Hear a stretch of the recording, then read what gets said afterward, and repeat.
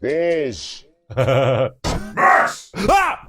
Where's the news? Where's the trailers? What's going on? Yeah, there's not been any Marvel news for like a month now. Why? Why not? Just chill out, dude. There's gonna be plenty of stuff coming up in the next couple of months, and I'm sure they'll talk about the X-Men characters. Yeah, that's good. I didn't know there could be so much. Girl. Max! Ah! Where's the Marvel news? Dude, what have I told you? Let me know if you're gonna show up! Hasn't there been anything? No, there's nothing! Did you see anything? No, I did not catch you looking at porn again. Good! Max, for the love of God, when's Marvel? You know what, Sentinel? I think I agree with you. When's Marvel? It's gone a disturbing amount of months since the last time we received Marvel vs. Capcom Infinite news. And with that being said, you're totally right. There hasn't been anything. There's been more completely bogus leaks that I refuse to talk about. But today we should talk about something. And that's the characters I want to see in the game. If there's no news, then I'll make our own news, damn it! I'm gonna be pretty picky with this list because I want to focus on very specific character choices. For example, today we're gonna focus on the Capcom side, and which Capcom characters should make an appearance in Marvel vs. Capcom Infinite that have not actually been in a Marvel vs. Capcom game before. That includes X-Men vs. Street Fighter, Marvel superheroes, all the way from Marvel 1 to Marvel 2 and Marvel 3. These are characters that have never ever appeared in a Marvel vs. Capcom title, and these are the top 5 ones I want. Let's get this thing started.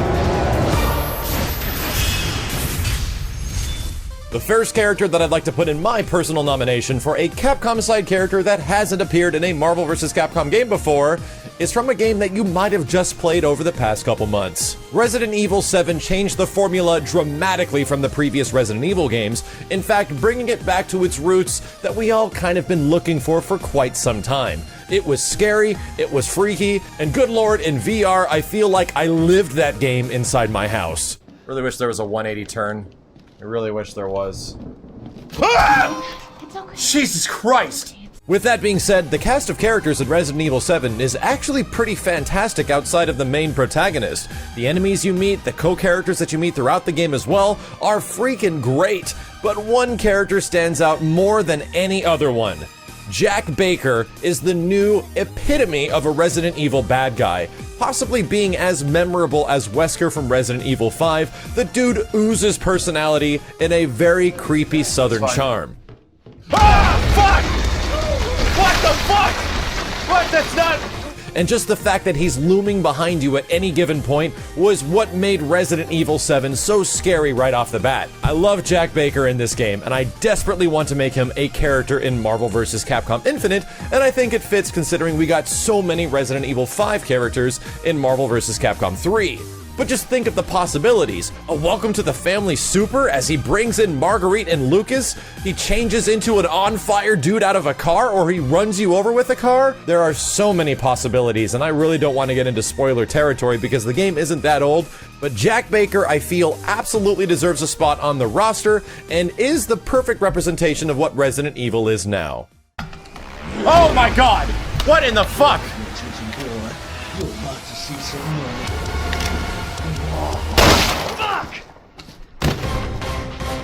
My fourth character pick on the Capcom side goes to a character that hasn't been in anything in a long damn time.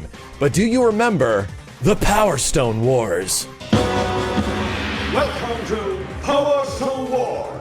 You better believe it, Power Stone was a Dreamcast launch game that eventually got a sequel on the same console. We wouldn't see it again until a PSP re-release showed up way down the line. I don't know how many petitions we need to make to get an XBLA/PS4/Steam version of these games HD online, but it would be really nice to actually have it. But the second best option besides that is to get Edward Falcon, the game's main character, as a playable character in Marvel vs. Capcom Infinite. The Power Stone generation is right around the early 2000s and is a very niche game. Probably just as niche as something like Captain Commando was back in Marvel vs. Capcom 1 and Jin Saotome from Cyberbots in Marvel 1 as well.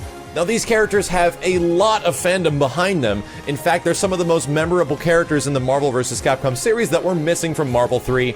All I'm saying is that if they're looking for characters from the giant Capcom pantheon of amazing roster members that could show up in the game, Edward Falcon can absolutely take the spot for Power Stone, and he would just be awesome. I mean, the game already has Power Stones in it technically, so the fact that he can boost himself up and potentially use crates and items to throw at the enemies, that would be really cool. By the way, if you haven't played Power Stone, please go give it a shot. It's essentially Capcom Smash Brothers, and it's freaking amazing, especially with 4-player in Power Stone 2. The third spot goes to a character that I know has a huge fan following and is from one of my personal favorite games of the previous generation on the Xbox 360 and PlayStation 3. He's been requested to be in almost anything that has shown up with Capcom's name on it over the past couple of years, even though that game didn't sell very well. Have you all played a game called Asura's Wrath? This hell will finally end! I did, and it was freaking awesome. So much so that I made a boss rage about it that's one of the most popular videos on this channel, where you fight Oni, Akuma, as well as Ryu and Evil Ryu in the DLC. He has so much power that it's freaking ridiculous, essentially transcending a godlike status by the end of the game, but fitting him into this game would be a really good idea. I mean, all things considered, Dormammu is like omnipotent space universe man, and he's able to fit into the roster of Marvel 3, so I don't feel that power levels specifically should restrain a character from being in a game like Marvel vs. Capcom Infinite.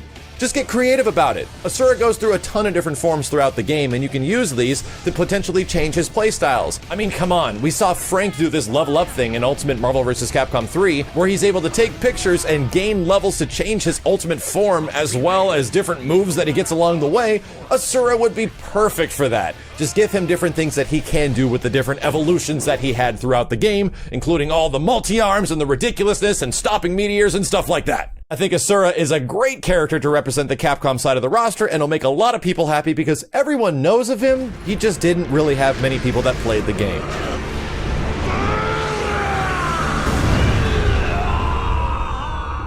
Now, getting to the final parts of this list, I really feel that these two characters have always wanted in a Marvel vs. Capcom game, and making the choice between one I want more than the other is really tough, so they're practically tied. But if I had to nudge one of these characters in front of the other that I would love to see make an appearance in a fighting game, it's going to be Proto Man.